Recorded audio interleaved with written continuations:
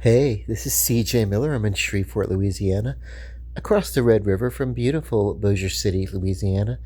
And come check us out. Lots of fun things to do. I'll be posting some really cool events later on, other than just me walking around. There'll be like events I'm walking around at and things I'm seeing. So this is uh, a freeze frame from the Superman movie.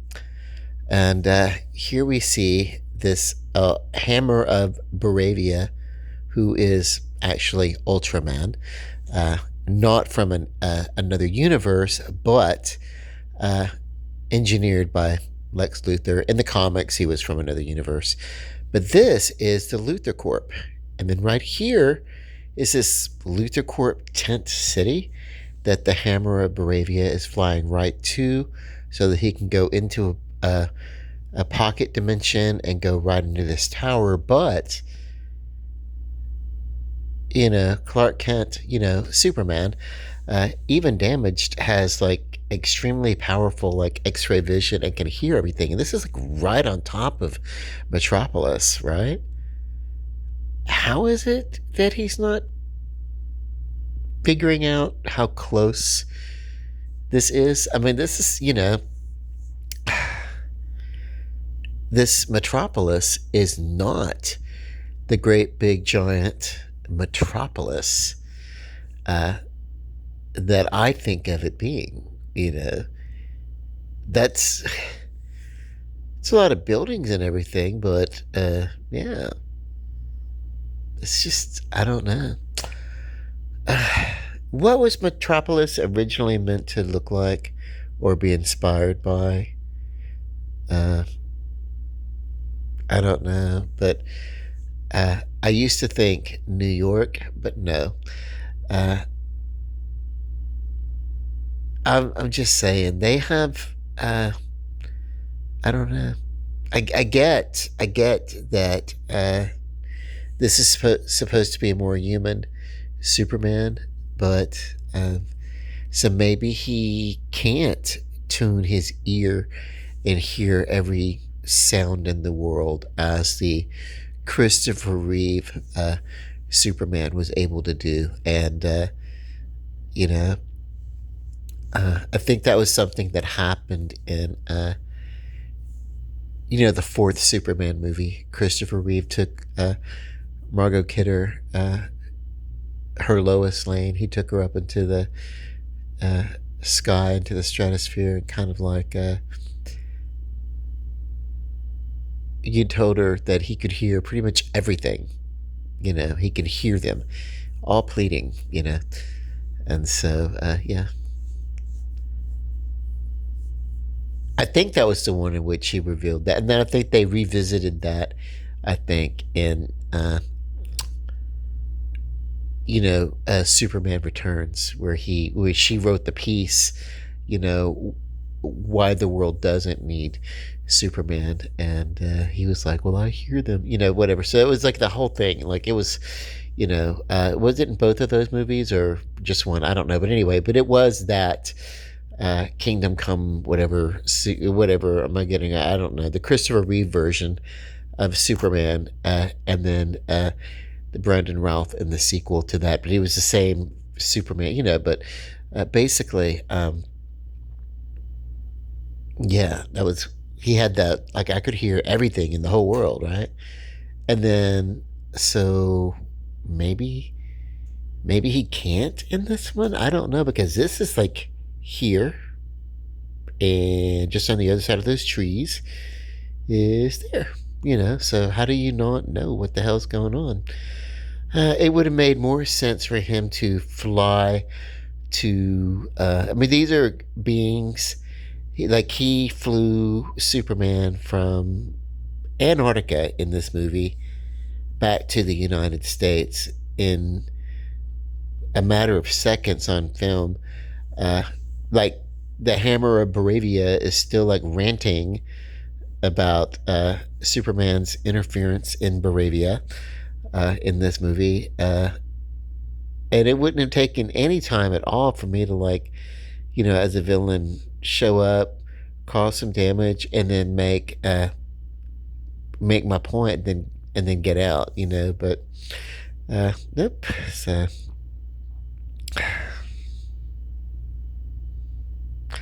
I don't know. I think as interesting as this movie is, now that the novelty of it has worn off, I'm starting to see some cracks in the veneer, and the DC. There's always this is with fiction. You can always look at something, and you can always. It doesn't matter who creates it, who writes it, you can always look at it and figure out the plot holes.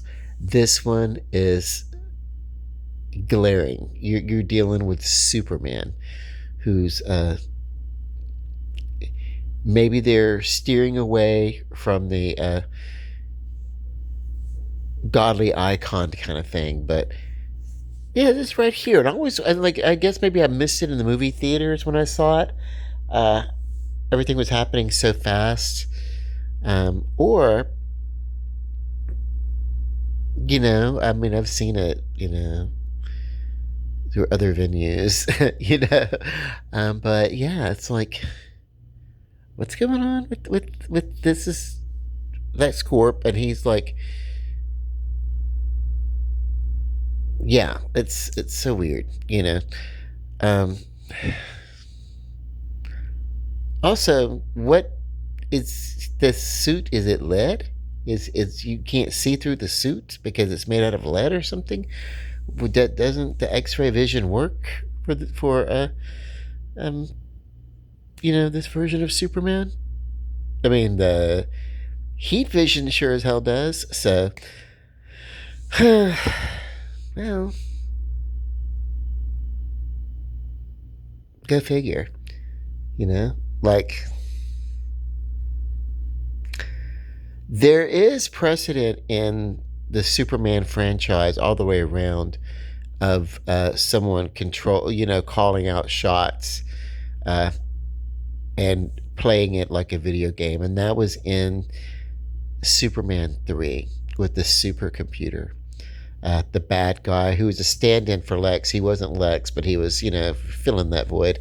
And of course, Richard Pryor was in it, and the sister, and she turned into the hideous, walking robot computer or something like that at the end of that one. It was like, oh my god.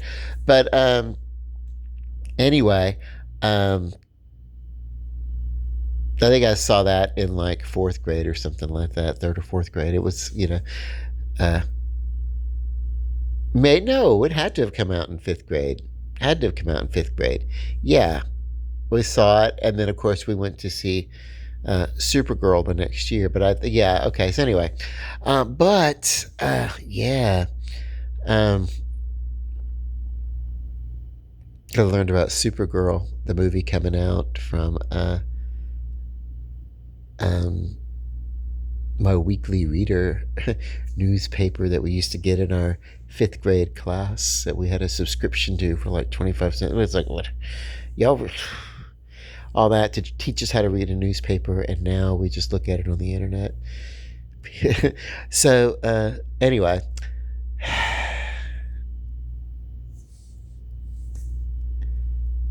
What does anyone else think this is just kind of am I spoiling this? Am I thinking too much about it? I know it's a fun, but if like there's Metropolis, and he's taking him longer to fly here than it took from Superman to fly from Antarctica back to Metropolis, which I think is supposed to be like Minneapolis or something. One of those something.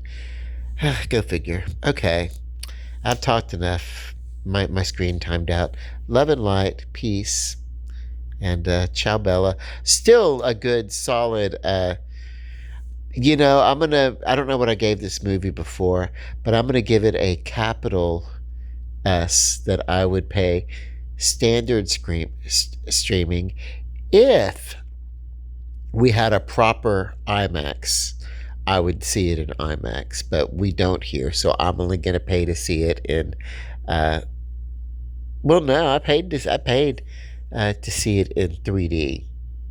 So, but since there's nothing 3D effect, I watched it in 3D, but it looked just like a regular movie because there was nothing flying at my face. So I could have just seen it at a standard uh, theater ticket, and so yeah, um, you know, so you wouldn't have to just go to the cheaper matinee. By my rating, you could see it at a standard theater ticket price. That's my rating, S. Again, I think the kind of a review retrospectively. Love and light. Good night.